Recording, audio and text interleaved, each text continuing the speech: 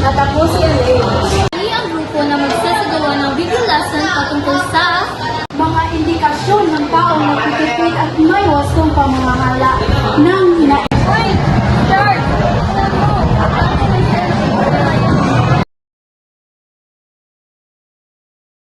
Pero bago ako pumili, tignan ko muna ang Wow, ang ganda naman ng mga sapatos na ito.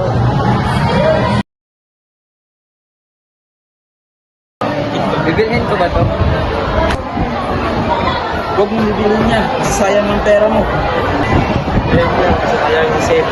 Importante pa pala akong bibilhin. Di mo na ako bibili.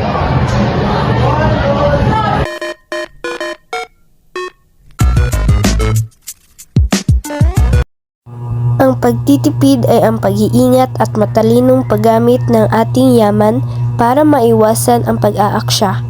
Ito ay batay sa wastong pag-unawa sa halaga ng pera at kung paano ito dapat gamitin para sa mahalagang bagay. Samantala, ang wastong pamamahala ng naimpok ay ang tamang paraan ng paglimbak, paglilihis o paggamit ng perang naipon ayon sa mga pangangailangan at layunin sa buhay. Sa madaling salita, ang pagtitiid ay nagsisimula sa tamang paggamit ng pera. Ngayon, habang ang wastong pamamahala ng naimpok ay tinitiyak na handa tayo para sa kinabukasan natin. Una, gumagamit ng simpleng talaan o listahan para malaman kung saan napupunta ang pera. Halimbawa, paglalahad ng gastusin sa isang kwaderno o isang cellphone app. Pangalawa, may plano sa pag-iimpok, hindi basta-basta inuubos ang pera. Maraming paraan ang pag-iimpok, mula sa alkansya o hanggang sa bangko.